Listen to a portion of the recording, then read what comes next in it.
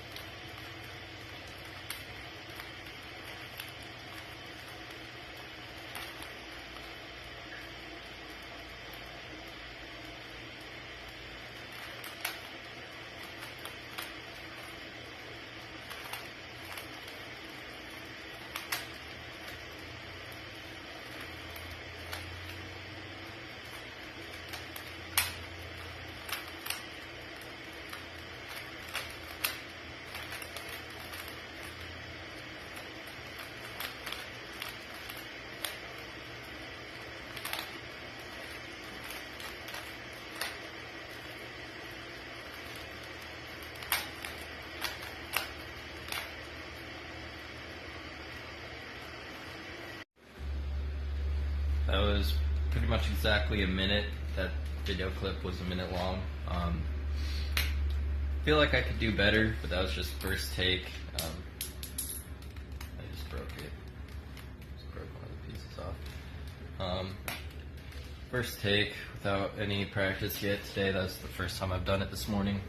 So I feel like I could do better if I practice more. But I started doing a new algorithm like last year or the year before, and I'm still not very good at it. It's not the way I learned, so I can't do it like instantly. You could see sometimes I was just like stopped thinking of what to do next. But anyway, my boiling water for some coffee is ready, so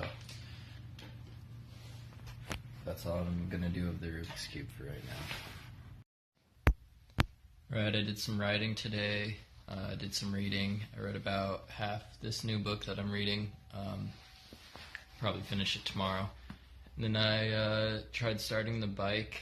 Well, I mean it started, but out of one of the carburetors there was like white smoke, and according to some forums it might just be water vapor, and it's been like really cold and wet, so it's definitely possible that there was like some condensed water in there.